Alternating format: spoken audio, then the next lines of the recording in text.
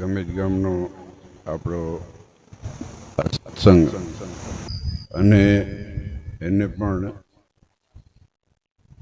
25 વર્ષ પૂર્ણ થઈ રહ્યા છે.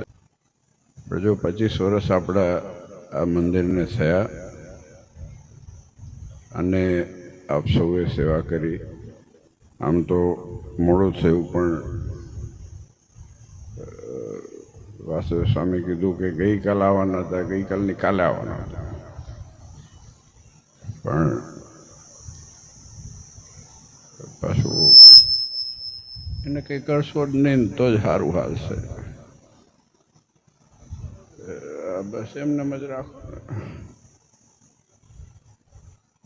બધા સાંભળાય બહુ છે. આપણે થોડું થોડું અઠવાડિયા માટે વિદેશ જવાનું છે. 4 પાટોત્સવ છે, 5 પાટોત્સવ છે.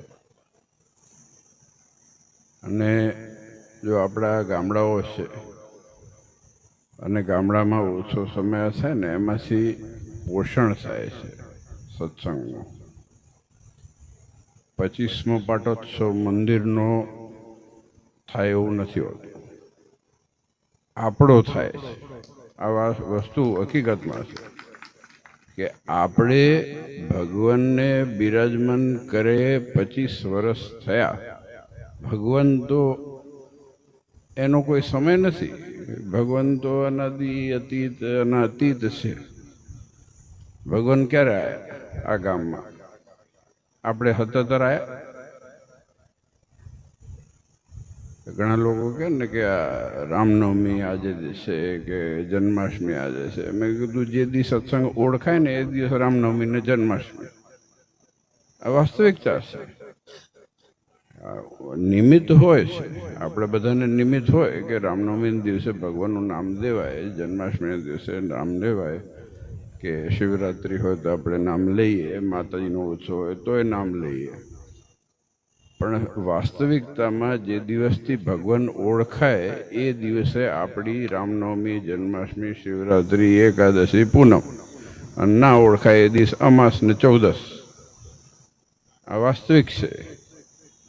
પછી ઉગે નહીં કંઈ. પણ જો આ 25 વર્ષ સરસ આપ સૌએ સેવા કરી ગામના હરિભક્તોએ, અને ગામના છોકરાઓ બચારા અહીંયા આવ્યા ફોટો પાડવા, અને ધર્મસ્વરૂપ સ્વામી કહી દીધું જાઓ રસોડે. ગામવાળા રસોડે પહોંચી ગયા તમારી સરભરા માટે. પણ ધન્યવાદ છે એ દીકરા દીકરીઓને, ધન્યવાદ છે એ મા બાપને, ધન્યવાદ છે અહીંયા ઉપસ્થિત ગામના દરેક હરિભક્તોને કે આ સત્સંગે જાળવીને રાખ્યો છે. સત્સંગ છે ને વાસ્તવિકતામાં ભગવાન છે એના લીધે થઈને બધું છે. ભગવાન જ્યાં સુધી આપણા જીવનમાં રહે, જ્યાં સુધી ભગવાનનું અસ્તિત્વ આપણા જીવનમાં રહે અને ભગવાનની આજ્ઞામાં રહીએ ત્યાં સુધી આપણે સુખી છીએ. આ મહારાજના વચન છે. આપણે બીજું થાય ન થાય પણ ભગવાનનું પ્રાધાન્યપણું જીવનમાં ક્યારે જવું જોઈએ નહીં. આ વાસ્તવિકતા હકીકત છે. આપણે માનીએ કે આપણાથી આ થાય, આપણાથી આ થાય, કંઈ થતું નથી. મારી મરજી વિના રે કોઈથી તરણું ન તોડાય, આવું ભગવાને કીધું છે. જગતમાં કરી કરીને કરો પણ આપણે કંઈ કરી શકતા નથી. ભગવાનની ઈચ્છા હોય તો બધું થાય છે. નહીં તો મન છે ને આપણને પાટોત્સવ હોય તો એમ થાય કે ચલો ને હવે કાલે પાછી કથા છે જ ને, કાલે જઈશું. બાના કાઢે મન. વિકલ્પ હોય ને બાના કાઢે મન. પછી એમ થાય કે હજી 1 દિવસ બાકી છે, પછી જઈશું. આ એકાદશી કંઈ વાંધો નહીં, પૂનમ આવશે ને, આવતી એકાદશી જઈશું. એક સારો વિચાર આવે, કેટલા ભંગાર વિચાર કેટલા આવે છે? વિચાર કરો. આવે છે? આવે છે કે નથી આવતા?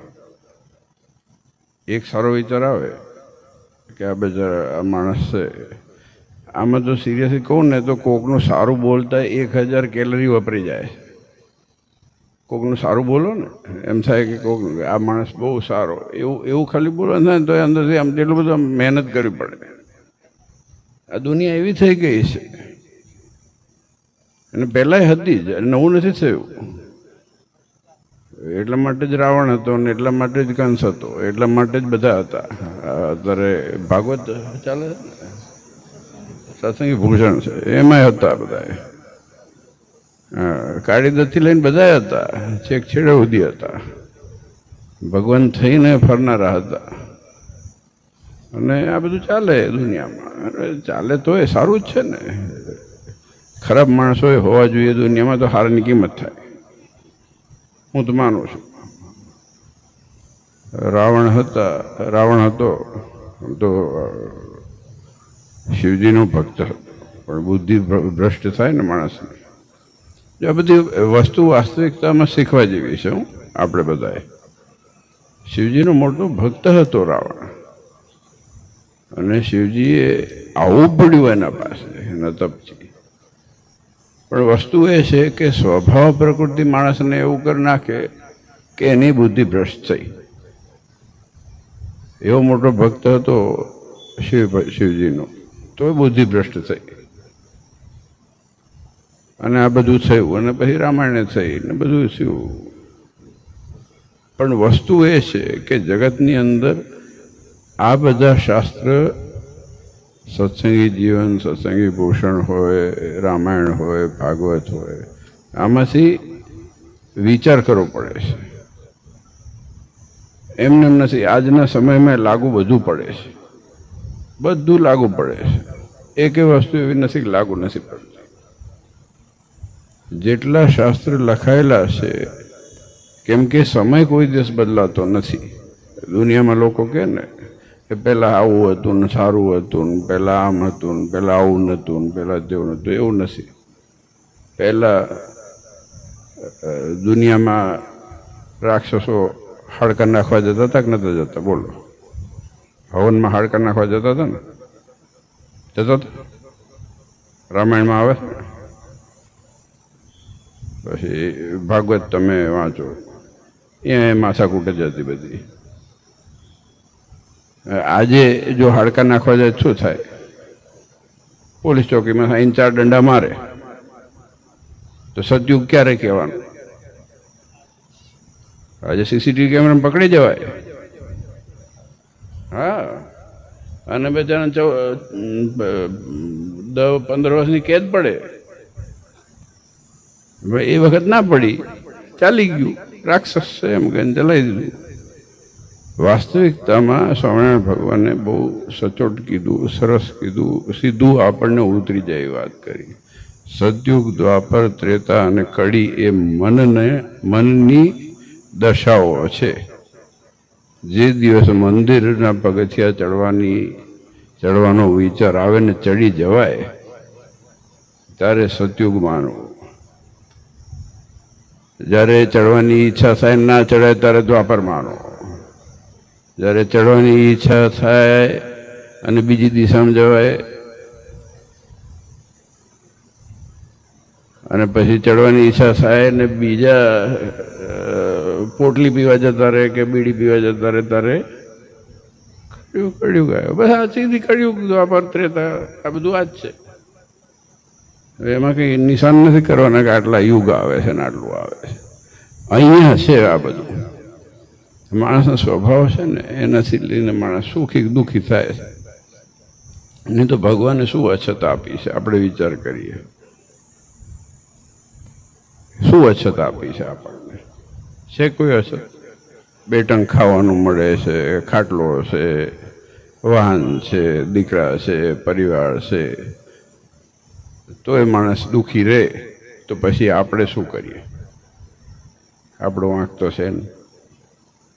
ભગવાને કીધું કે અમારો આશ્રિત એને અમે મહાસુખ આપશું.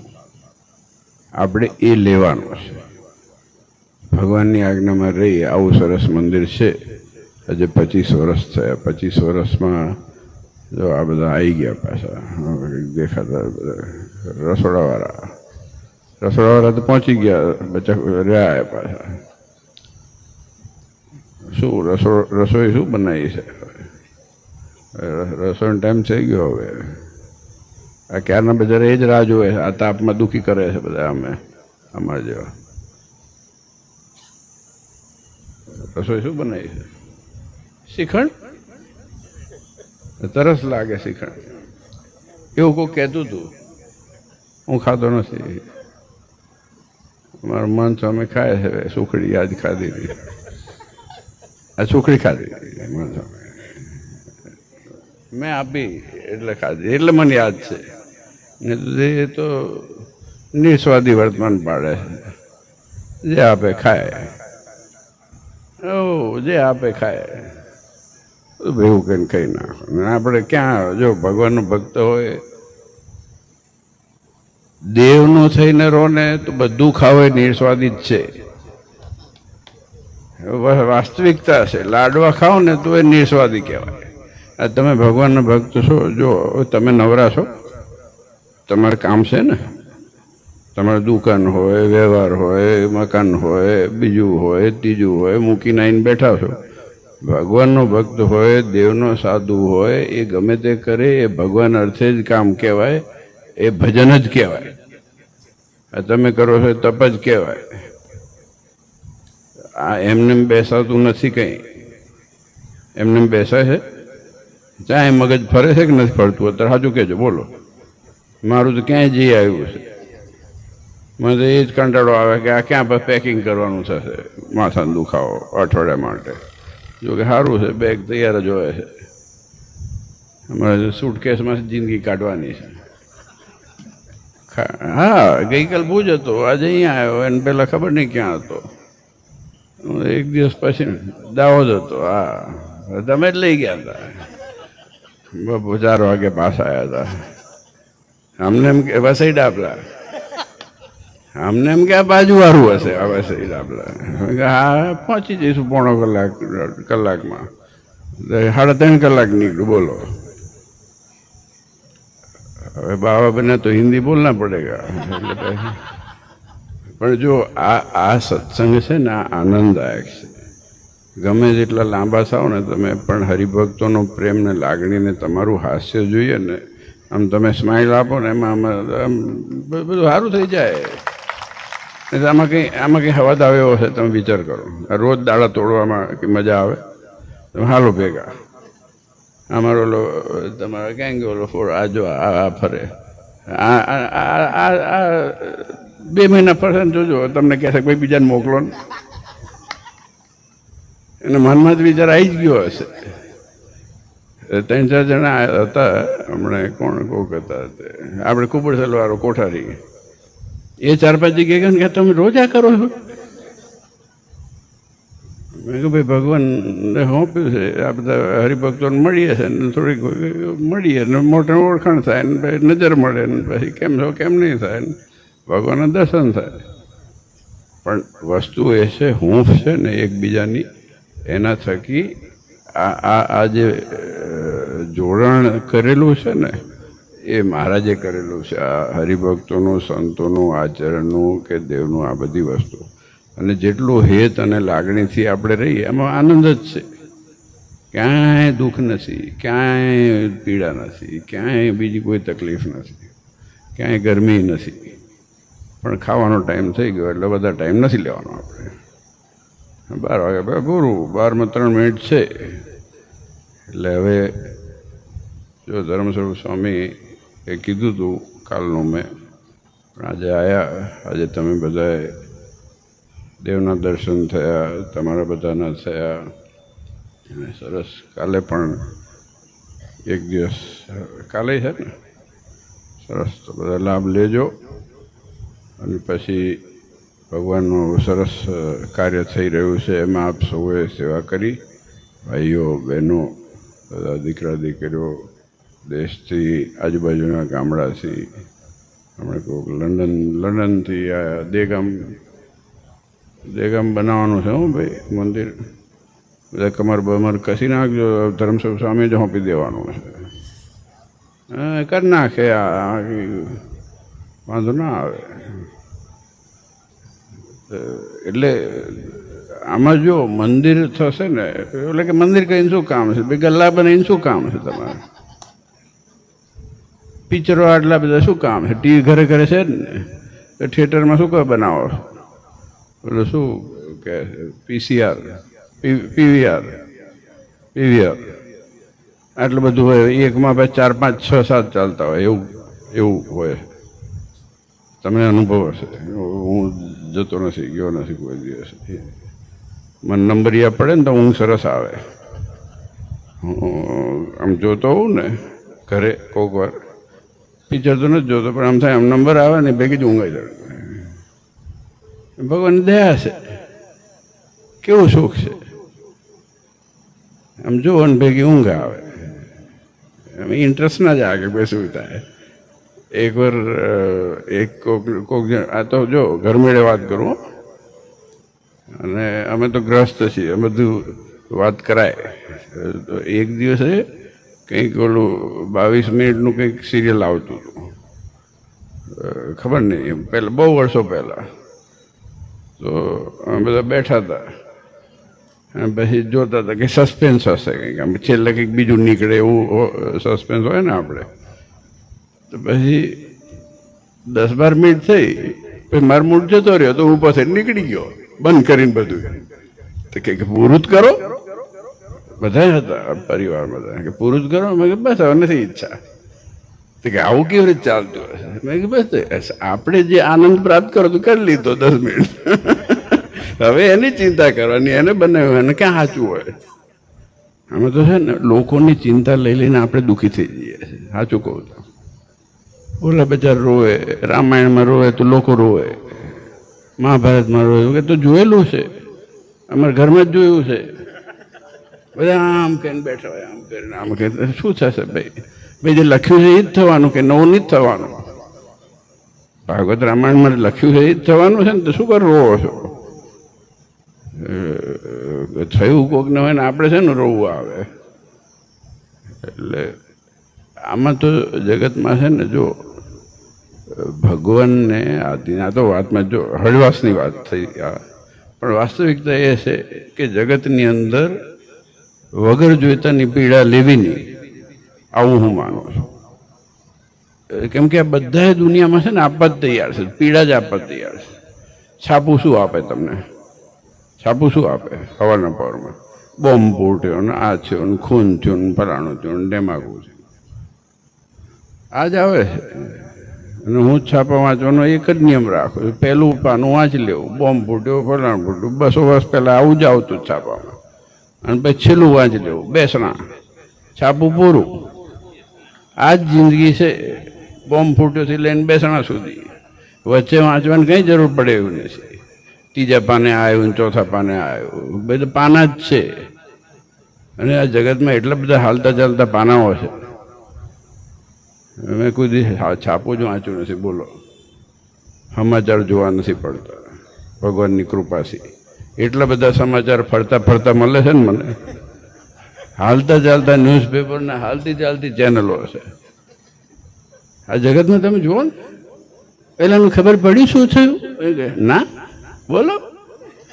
મજા લેવાની આપણે, આનંદ લો. બેચાર તું કહીને રાજી થાય, તારે અંદરથી રહેવાતું નથી ઉકળાટ કાઢ્યા વગર. કેવો અમે બેઠા સાંભળશું શ્રોતા થઈને, બીજું શું કરીએ? સાંભળી લેવું. પણ અંદર ને અંદર જો એક છેલ્લી વાત કહું, મહારાજે ગાડીને વાપરવાની વાત કરી. જ્યારે પહેલાં કૂવા વાવ તળાવ હતા ને ત્યારે ગાળતા પાણી, કેમ કે કચરો આવે કે જીવડા જંતુ આવે. એના પાછળનો આલેખ પાણી સુધી નહોતો. વિચાર, વર્તન, શ્રવણ, દ્રષ્ટિ આ બધુંય ગાળવું પડે છે, તો જીવનમાં માણસ સુખી થાય છે. આપણે શું અંદર લેવું એ આપણે ગાળવાનું નહીં.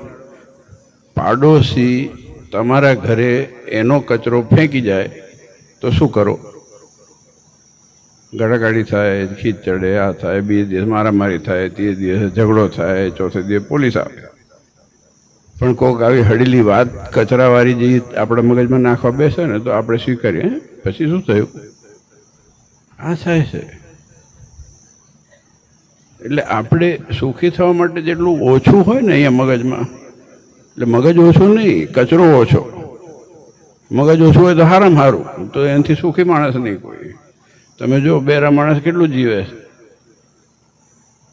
જે ઓછું સાંભળતા હોય કે હાવ બંધ થઈ ગયો ને બહુ જીવે, ટેન્શન જ નથી હોતું એને.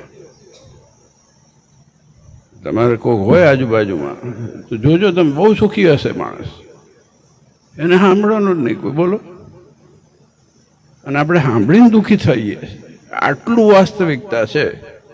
તમે ઘડીક નજર મારજો તમને ખબર પડી જશે. પણ આ વાસ્તવિકતા એટલી છે કે જે સત છે એને જોવાનું છે, જે સારું છે એને જોવાનું છે, ગુણબુદ્ધિ રાખવાની છે એને જોવાનું છે. હવે 12 ને 4 મિનિટ થઈ. આપ સૌને ભગવાન આપ સૌના ઉપર ખૂબ રૂડા આશીર્વાદ આપે, આપ સૌને ખૂબ સુખ્યા કરે. અને ધર્મસ્વરૂપ સ્વામી આવું સરસ આયોજન કર્યું, બધા યજમાનો આવ્યા, તો આપ સૌ ભગવાન ખૂબ ખૂબ મંગળ કરે. ભાઈઓ બહેનો દીકરા દીકરીઓનું એ જ નાના ચરણોમાં પ્રાર્થના.